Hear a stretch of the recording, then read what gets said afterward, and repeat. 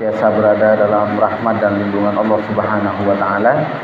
Alhamdulillah, pada malam hari ini insyaallah kita akan melanjutkan pengajian bulanan kita membaca sejarah hidup atau sirah Nabi Muhammad sallallahu alaihi wasallam. Dan alhamdulillah malam ini hujan, insyaallah rahmat yang Allah turunkan kepada kita, dan harus selalu kita ingat bahwa hujan itu adalah salah satu waktu yang mustajab. Banyak hadis Rasulullah SAW yang menyebutkan bahwa salah satu waktu mustajab itu adalah ketika sedang turun hujan. Nah, sekarang ini kalau kita barangkali dalam hati berdoa kepada Allah Subhanahu wa taala, kemudian bertepatan dengan waktu ijabah, dengan waktu mustajab, maka insya Allah akan lebih mudah untuk dikabulkan oleh Allah Subhanahu wa taala. Makanya kata Nabi Muhammad, tustajabu da'awat indal tiqa'il jaish wa inda nuzulul ghaith. Doa itu akan dikabulkan oleh Allah Subhanahu wa taala indal tiqa'il jaish, ketika pertemuan antara dua pasukan. Ketika sudah dua pasukan Islam dengan pasukan kafir bertemu untuk berperang, maka itu adalah waktu mustajab. Kemudian yang kedua, inda nuzulul ghaith, ketika turunnya hujan. Nah, seperti sekarang ini. Ya, mari kita dalam hati masing-masing memanjatkan doa-doa kita kepada Allah Subhanahu wa taala, dan kita juga tidak lupa untuk mendoakan khusus untuk tetangga kita atau saudara kita, barangkali ada yang sudah wafat, semoga Allah ampuni dosa-dosanya. Wabil khusus orang tua kita yang sudah wafat juga kita doakan semoga mendapatkan ampunan dari Allah Subhanahu wa taala. Baik, terakhir kita kemarin sudah membaca bagaimana kisah perjalanan hijrahnya Nabi Muhammad sallallahu alaihi wasallam, bahwa Rasul itu dalam kejadian hijrah, beliau itu mengajarkan kepada kita agar kita dalam melakukan apapun itu harus direncanakan. Jadi Rasul mengajarkan kita agar kita merencanakan kalau kita ingin melakukan sesuatu. Makanya kemarin di kitab ini disebut bahwa Rasul sebelum hijrah itu sudah membagi tugas. Ada yang bagian konsumsi, ada yang bagian informasi, ada yang bagian penunjuk jalan, ada yang bagian perlengkapan. Semua sudah diatur oleh Rasul. Jadi ketika beliau mau hijrah, karena hijrah ini adalah perkara yang serius, beliau sudah menyusun rencana. Meskipun juga di sisi lain, ya, Rasulullah SAW terkadang juga mengajarkan kita juga bertawakal kepada Allah Subhanahu wa ta'ala. Makanya tawakal yang benar kata para ulama itu ya kita gabungkan antara dua hal yang sudah diajarkan oleh Rasul. Keliru ketika kita bertawakal kepada Allah kemudian nggak berusaha, nggak berupaya. Nah, ini juga pernah terjadi kepada seorang sahabat. Ketika seorang sahabat ini memahami tawakal, pasrah kepada Allah, berserah diri kepada Allah tanpa usaha. Pernah suatu hari ada seorang sahabat datang ke Masjid Nabawi, sholat berjamaah dengan Nabi Muhammad SAW dari rumah bawa onta. Ya ibarat kata kalau zaman sekarang dari rumah bawa motor, dari rumah bawa mobil. Karena beliau memahami tawakal itu pasrah, berserah diri kepada Allah tanpa ada usaha, tanpa ada upaya, ya udah beliau simpan itu ontanya, enggak beliau ikat. Udah sholat dengan Nabi Muhammad, habis sholat keluar dari rumah, keluar dari masjid, mau pulang tiba-tiba kaget. Kenapa kaget? Ontanya hilang. Karena ontanya hilang, beliau ngadu sama Nabi Muhammad SAW, ya Rasulullah, saya tadi berangkat ke sini nyimpan onta di sini. Sekarang kok tiba-tiba onta saya nggak ada. Apa kata Rasulullah SAW? Apakah kau sudah ikat ontamu? Kata orang ini, enggak ya Rasulullah, saya tawakal kepada Allah Subhanahu wa taala. Apa kata Nabi Muhammad SAW? Iqilha tsumma tawakkal. Ikat dulu baru tawakal. Kalau kita udah ikat onta kita, kalau kita udah kunci motor kita, kalau kita udah kunci mobil kita, kemudian hilang, itu baru takdir dari Allah Subhanahu wa taala. Tapi kalau kita nggak ikat onta kita, nggak kita kunci motor kita, nggak kita kunci mobil kita, kemudian hilang, ya jangan kita menyalahkan takdir Allah Subhanahu wa taala. Itu adalah kelalaian kita. Karena tawakal itu adalah kita berusaha, kita berupaya, kemudian hasilnya kita serahkan kepada Allah Subhanahu wa taala. Sama kayak zaman kita dulu sekolah. Kalau ada ujian itu, tawakal yang benar itu kita belajar dulu, kemudian tawakal. urusan besok ketika ujian yang kita pelajari keluar apa enggak, yaitu bagaimana kehendak Allah Subhanahu wa taala. Tawakal yang salah ketika kita di sekolah dulu itu apa? Ya kita tawakal, udahlah. Gimana besok? Kalau Allah berkehendak saya pasti bisa jawab besok. Apalagi kalau pilihan ganda. Tawakalnya itu lebih tinggi daripada soal esai. Udah pilih aja. Tapi kadang tawakal yang seperti itu kadang berhasil. Jadi seperti itu. Nah, itu bagaimana Rasul mengajarkan kita untuk merencanakan sesuatu ketika kita ingin berbuat gitu kan. Itu sudah kita bahas. Judul selanjutnya An-Nuzul bi Quba awwalu masjidin bunya fil Islam. Jadi setelah Rasul kemarin kita sampaikan bahwa Nabi Muhammad itu beliau tinggal di Gua Hiro itu di Gua apa namanya? Gua Thur. Di perjalanan ketika beliau dari Mekah ke Madinah itu kan beliau dikejar-kejar oleh orang Quraisy. Beliau tinggal di Gua Thur itu selama 3 hari 3 malam. Habis itu baru beliau melanjutkan perjalanan. Setelah beliau melanjutkan perjalanan dari Gua Thur, sebelum sampai ke kota Madinah, wa shalla Rasulullah sallallahu alaihi wasallam Quba fil yaumil tsani min Rabiul Awwal. Jadi Rasulullah SAW tiba di desa Quba. Quba itu nama desa. Beliau tiba di desa Quba di tanggal 2 Rabiul Awal. Bertepatan dengan 30 September tahun 622 Masehi. Nah, ini ulama sangat teliti. Sampai tanggal sama hari tibanya Rasul di Quba tercatat, bahkan Masehinya juga tercatat. Ba'da an makatha 13 sanatan mudayyaqan alaihi fi Makkah.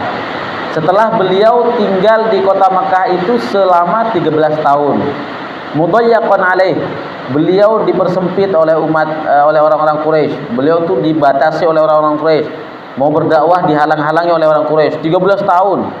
Beliau sabar menghadapi halangan dan rintangan yang dilakukan oleh orang-orang Quraisy.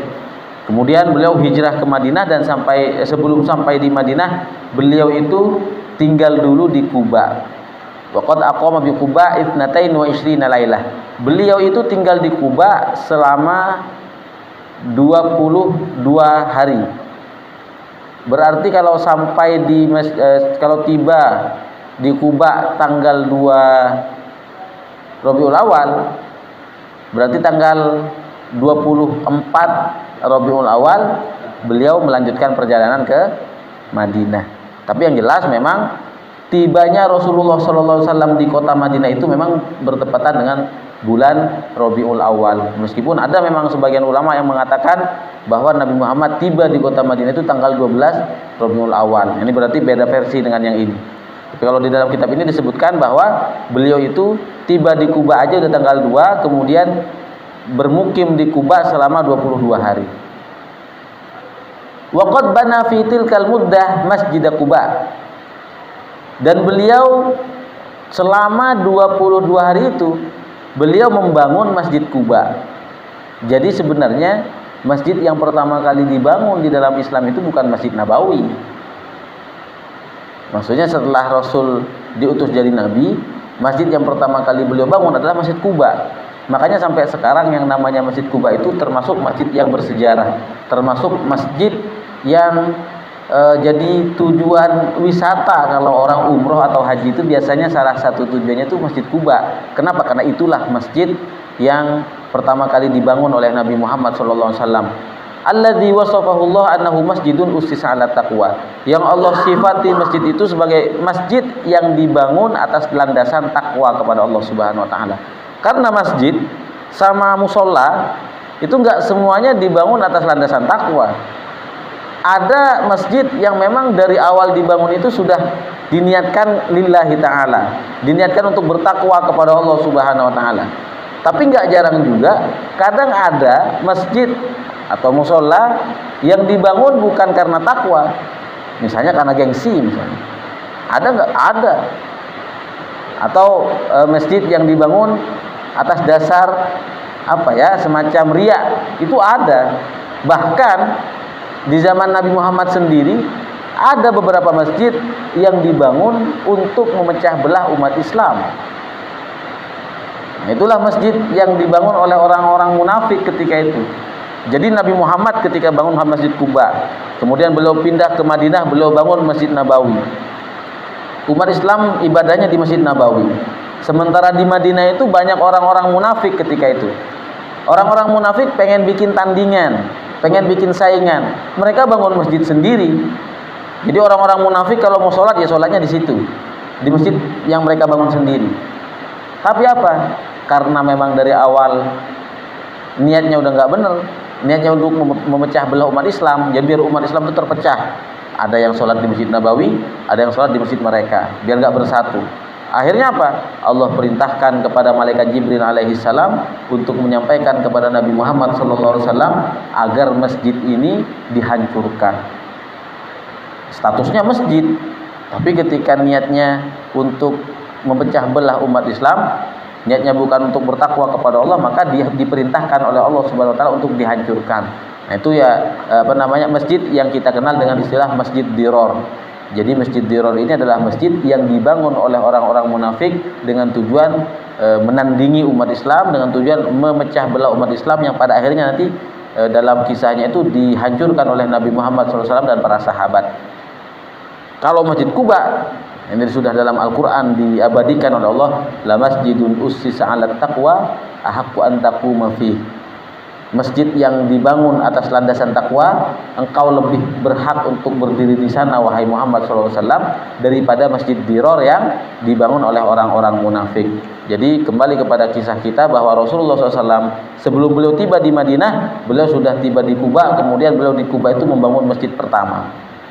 Kemudian, nah ini yang selanjutnya, al-usul ilal Madinah. Tibanya Nabi Muhammad di kota Madinah, awwalu jumu'atin fil Islam, salat Jumat pertama dalam Islam, wa awwalu khutbatin fil Islam, dan kisah bagaimana khutbah pertama dalam Islam. Lamma kharaja Rasul, ketika Rasul SAW berangkat dari Kuba untuk menuju kota Madinah, ahatat bihil ansor. Jadi orang-orang Ansor itu sudah menunggu Nabi Muhammad SAW, sudah mengelilingi Nabi Muhammad SAW. Wahum mutaqalliduna suyufahum, dan mereka itu membawa pedang masing-masing. Jadi memang beda budaya ya. Kalau budayanya orang Madinah, budayanya orang Ansor ketika itu, ketika menyambut tamu yang dihormati, mereka itu salah satu bentuk penghormatannya adalah dengan ya membawa pedang. Ada semacam tradisi mereka. Dan termasuk kita nih di Indonesia misalnya, untuk menyambut tamu yang mulia itu kan ada tradisi beda-beda. Di sebagian daerah untuk menyambut tamu yang agung yaitu bulan Ramadan, ada yang pakai petasan. Ada yang pakai bedil, bedil ya. Yang kalau zaman dulu itu pakai kaleng, meriam. Ada yang begitu. Kalau di Yaman itu dulu pengalaman kita di situ itu, kalau udah bulan Ramadan itu pakai senapan. Jadi ramai tuh suara tembakan itu. Di malam pertama bulan Ramadan ketika sudah terlihat hilal, di mana-mana itu suara tembakan. Mereka nembak ke atas. Itu beda-beda tradisi.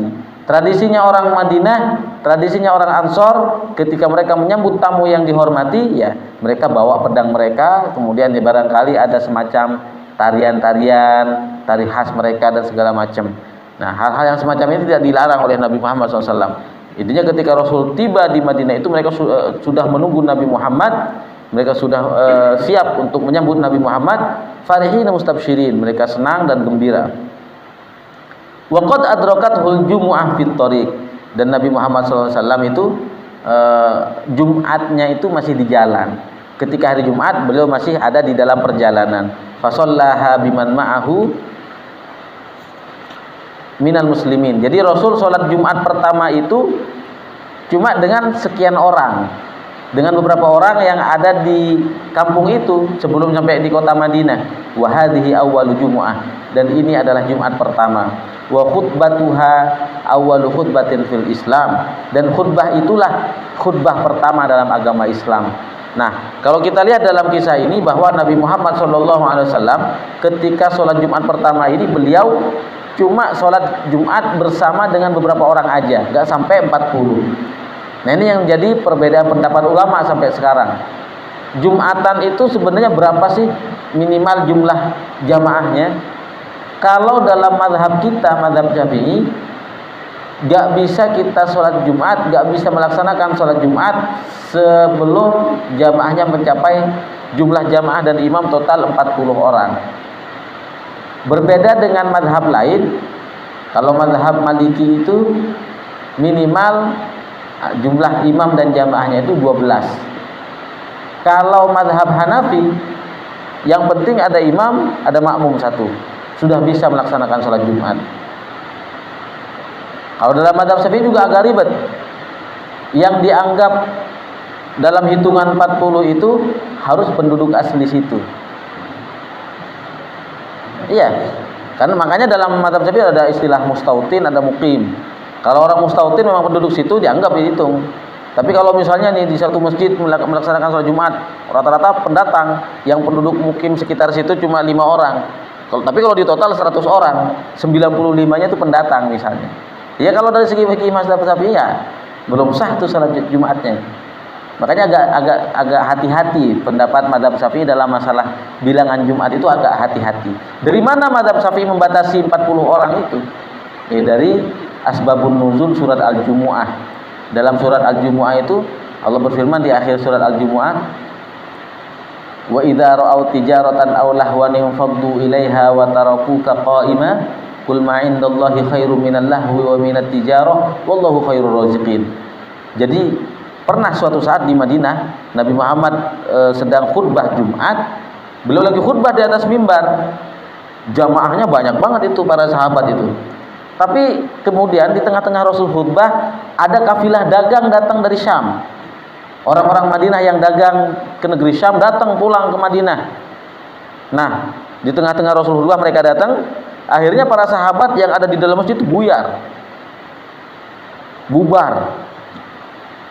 Kenapa bubar? Mereka pada keluar dari masjid. Mereka ini barang baru nih datang dari luar negeri, branded. Mereka akhirnya ya udah ngurusin perdagangan. Makanya Allah berfirman wa idza ra'au tijaratan aw lahwa infaddu ilaiha wa tarakuka qa'ima. Dan ketika mereka melihat perdagangan dan permainan kehidupan dunia, infaddu ilaiha, mereka berhamburan ke perdagangan itu. Wa tarakuka qa'ima, dan mereka meninggalkanmu berdiri sendiri wahai Muhammad. Nah, dalam riwayat itu sahabat yang menceritakan banyak, yang meriwayatkan kisah ini banyak. Termasuk sahabat-sahabat yang masih bertahan di dalam masjid.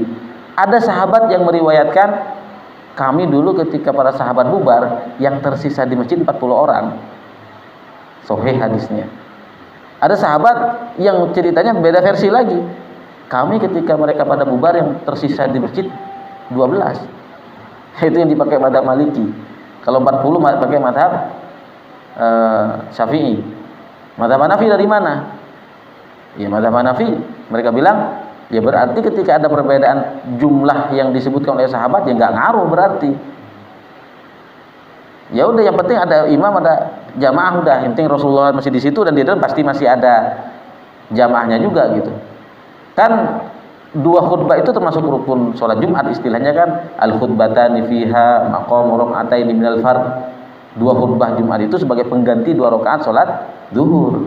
Makanya harus ada jumlah minimal itu. Yaitulah alasan kenapa berbeda pendapat para ulama terkait berapa minimal jumlah yang ikut sholat Jumatan.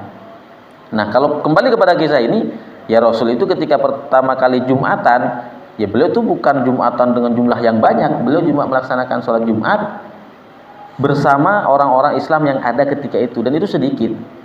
Ya makanya termasuk masalah bilangan Jumat ini ya masih diperdebatkan, dan kita tidak bisa terlalu terlalu mempersulit lah barangkali ya, apalagi kalau di kantoran ya, sholat Jumat di kantor misalnya ya, yang barangkali kerja di Jakarta atau di mana, kan mungkin rata-rata yang sholat Jumat di situ ya orang pendatang semua, mana ada yang tinggal 24 jam di kantor, pasti semuanya ya para pekerja gitu. Makanya kita kadang perlu untuk mengadopsi pendapat-pendapat mazhab lain. Ya, kalau enggak kita akan kesusahan.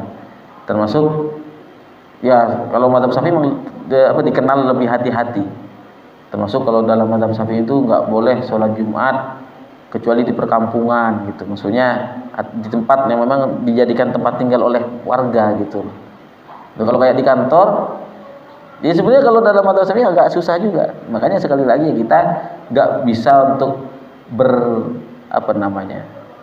fanatik terhadap mazhab tertentu. Memang kita harus punya mazhab.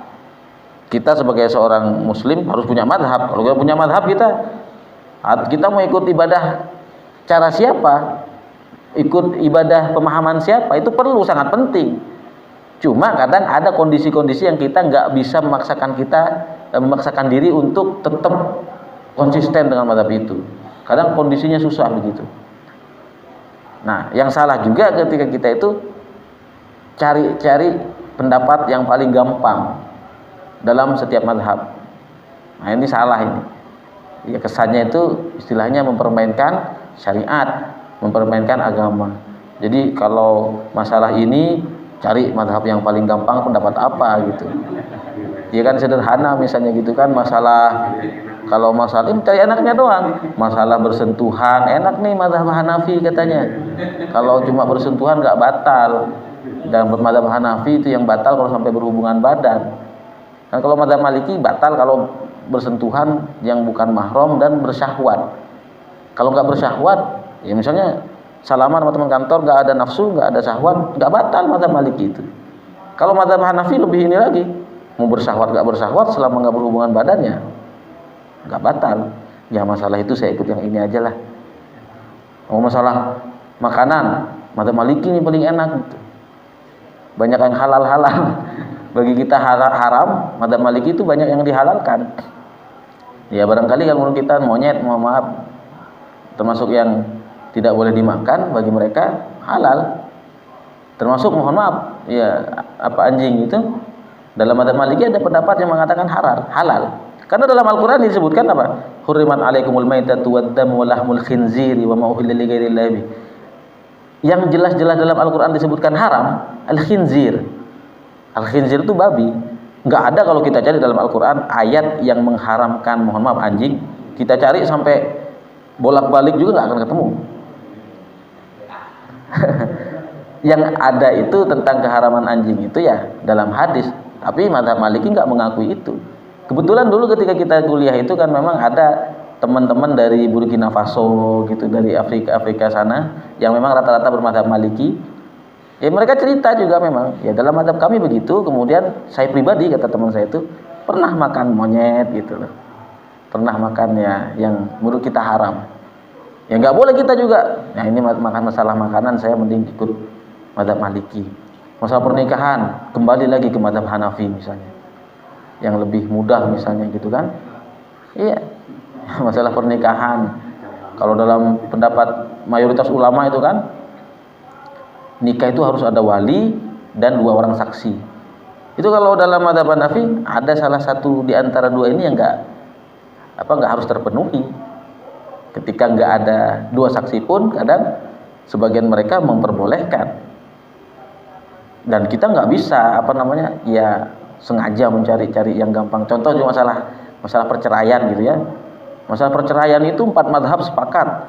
Ketika ada seorang suami misalnya mengatakan cerai langsung 3, itu jatuh 3. Talak 3 langsung. Meskipun sekali ngomong. Tapi ada satu ulama yang mengatakan meskipun dia sudah ngomong 3, selama dia ngomongnya baru sekali, dianggap 1. Artinya masih bisa rujuk. Dan itu yang dipakai KUA. Kalau Allah saya juga pernah ngobrol sama orang KUA, itu mah nggak tahu persisnya gitu. Jadi ketika ada seorang suami mengatakan kata-kata talak cerai langsung 3, kamu talak 3. Selama sebelumnya belum ada kasus perceraian, maka di KUA tercatatnya 1. Ya, dan KUA juga kan seperti itu. Cerai yang dianggap di KUA itu adalah cerai yang sudah disidangkan. Tapi memang kalau dari segi agama ya kalau sudah terucap ya sudah nggak boleh melakukan sesuatu yang sebelumnya boleh gitu ya. Jadi seperti itu intinya dalam menjalankan fikih itu ya kita harus punya mazhab, punya pegangan gitu kan. Karena ya itu tadi ulama itu beda cara memahami dalil, beda memahami Al-Qur'an, hadis, dan mereka punya metode sendiri, punya usul fikih sendiri. Maksudnya usul fikih itu gimana ya? Usul fikih itu adalah metode cara bagaimana kita memahami Al-Quran, memahami hadis. Makanya kita jangan percaya sama orang-orang yang zaman sekarang itu gampang banget. Kita ikut Al-Quran dan hadis. Kita nggak boleh ikut madhab, kita nggak boleh ikut pendapat ulama, kita langsung harus ikut Nabi Muhammad, yaitu ikut Al-Quran dan hadis. Sepakat, semua orang sepakat itu. Kalau orang bilang saya nggak mau ikut Quran dan hadis, ya salah. Semua madhab pun pasti ikut Quran dan hadis. Cuma yang apa menjadi perdebatan itu ya, kita itu ikut Quran dan hadis sesuai pemahaman siapa, gitu aja. Kita itu untuk memahami Quran dan hadis nggak gampang. Orang meskipun udah paham bahasa Arab belum tentu paham Al-Quran dan hadis sesuai yang diinginkan oleh Allah dan Rasulullah SAW. Makanya untuk memahami Al-Quran dan hadis itu harus ada masih syarat-syarat yang harus terpenuhi. Dan nggak semua orang bisa memenuhi syarat itu.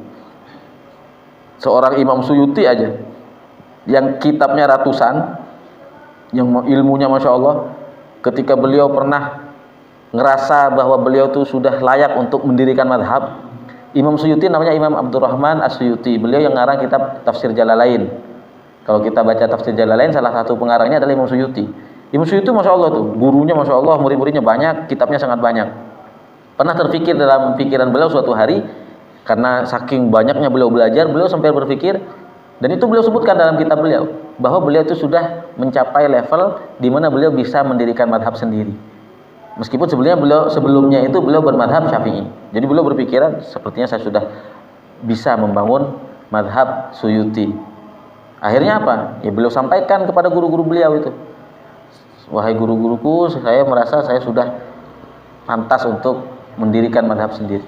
Akhirnya apa? Ya oleh guru-gurunya disidang, diinterogasi dulu, ditanya-tanya dulu. Ternyata setelah ditanya-tanya segala macam, Imam Suyuti baru sadar bahwa ternyata masih banyak ilmu yang belum beliau pahami, yang belum beliau pelajari, masih banyak syarat-syarat yang belum terpenuhi. Akhirnya beliau mundur dari keyakinan beliau itu, dan sampai sekarang kita nggak pernah menemukan ada madhab Suyuti. Itu beliau selevel beliau masih bermadhab, masih mengikuti madhab Syafi'i. Selevel Imam Nawawi yang kitabnya juga di mana-mana dibaca, masih aja ikut madhab Imam Syafi'i. Apakah mereka nggak mampu untuk memahami? Ya, mereka sadar diri gitu istilahnya. Kalau zaman sekarang ada sekelompok orang itu, yang sekelompok umat Islam yang seperti tadi, jangan ikut madhab, kita harus ikut Quran dan hadis. Emang yang ngomong seperti itu sudah bisa paham Quran dan hadis dengan benar. Kadang nerjemahin Quran aja salah kadang. Makanya ya sekali lagi ya kita harus punya madhab biar kita punya pegangan. Tapi dalam kondisi-kondisi tertentu ya kita nggak ada salahnya kalau menggunakan madhab lain dalam kondisi yang memang tidak memungkinkan kita konsisten dengan madhab kita. Wa qad kharaja li mulaqatihi ahlul Madinah wa ma'ahumun nisa wasibyan wal walaid. Dan ketika Rasul tiba di Madinah, beliau itu disambut oleh penduduk Madinah bersama para perempuan, anak-anak kecil. Itu pada datang semua itu. Jadi yang menyambut Rasul bukan cuma kaum laki-laki, ibu-ibunya juga pada kumpul di gerbang Madinah itu. Anak-anak kecil pada kumpul semuanya. Anak-anak perempuan juga pada kumpul, keluar semuanya itu menyambut kedatangan Nabi Muhammad SAW. Yaqulna, nah ini anak-anak kecil kota Madinah itu ketika itu dikenal dengan syair yang sering kita baca itu. Tola'al badru alaina, itu tola'al badru alaina min thaniyatil wada wajib syukru alaina ma da'a lillahi da ayyuhal mab'utsu fina ji'ta bil amril muta' ji'ta syarraftal Madinah marhaban ya khairoda. Itu syair yang panjang itu yang sampai sekarang kita baca, itu adalah syair yang dibacakan oleh perempuan-perempuan, anak-anak perempuan kecil di kota Madinah untuk menyambut Nabi Muhammad sallallahu alaihi wasallam. Tola'al badru alaina, kata mereka, telah datang kepada kita sang rembulan, maksudnya Nabi Muhammad SAW, min thaniyatil wada, dari jalan yang bernama jalan Thaniyatul Wada. Jadi jalan menuju kota Madinah itu banyak. Ada bisa lewat jalur A, jalur B, jalur C. Salah satu jalur menuju kota Madinah namanya jalan Thaniyatul Wada. Dan Rasul ketika masuk kota Madinah lewat jalan Thaniyatul Wada. Makanya sampai sekarang pun kalau kita umroh atau haji, kalau mau masuk kota Madinah, sebaiknya kita masuk dari Thaniyatul Wada. Karena Rasul dulu pernah ketika awal masuk Madinah dari situ. Termasuk ketika kita mau masuk kota Mekah. Kota Mekah itu zaman dulu juga ada 7 pintu gerbang dari segala sisi. Tapi Rasulullah SAW ketika Fathu Makkah beliau lewat dari jalur yang dataran tinggi. Makanya sampai sekarang pun kalau kita mau masuk kota Mekah disunahkan masuk dari jalan yang dulu pernah dimasuki ditempuh oleh Nabi Muhammad SAW. Wajib syukru alaina ma da'a lillahi da. Kita wajib bersyukur selama masih ada orang yang berdoa kepada Allah Subhanahu wa taala. Ayyuhal mab'utsu fina, wahai nabi yang diutus untuk kami, untuk kaum Ansor, ji'ta bil amril muta. Engkau datang kepada kami bil amril muta dan perintahmu akan kami patuhi. Nah, ini Masya Allah. Sahabat itu memang padahal orang Madinah itu kan rata-rata memang baru pertama lihat Rasul ketika itu, tapi mereka sudah punya komitmen dari awal untuk patuh kepada Nabi Muhammad SAW. Makanya nanti di kisah perang Badar ini sudah mau khatam di jilid 1. Di jilid 2 itu ketika kisah perang Badar itu kan perang umat Islam melawan orang Quraisy. Umat Islam jumlahnya 313, orang Quraisy jumlahnya 1000. Awalnya niat Rasul itu bukan mau berperang, tapi ingin mencegat kafilah dagang orang Quraisy, sehingga nggak bawa persenjataan yang lengkap. Beliau cuma berangkat dengan 313 orang. Akhirnya singkat cerita, karena kafilah dagang orang Quraisy dengar kabar bahwa Nabi Muhammad ingin mencegat mereka, akhirnya orang Quraisy ini memanggil pasukan dari Mekah. Datanglah 1000 pasukan melawan 313. Yang ini senjatanya lengkap karena punya niat mau perang, yang ini yang Islam jumlahnya segitu, kemudian senjatanya sangat minim. Singkat cerita, rata-rata yang ikut pasukan perang Badar ini adalah orang Mekah, orang Muhajirin. Kenapa? Karena kan niatnya di awal itu Rasulullah dan para sahabat ingin mencegat kafilah dagang orang Quraisy. Mereka ingin mencegat kafilah dagang Quraisy, ingin mengambil kembali harta umat Islam, harta kaum Muhajirin, harta penduduk Mekah yang dulu dirampas ketika mereka masih di Mekah. Jadi yang ikut itu rata-rata orang Muhajirin dalam rangka mengambil kembali harta mereka.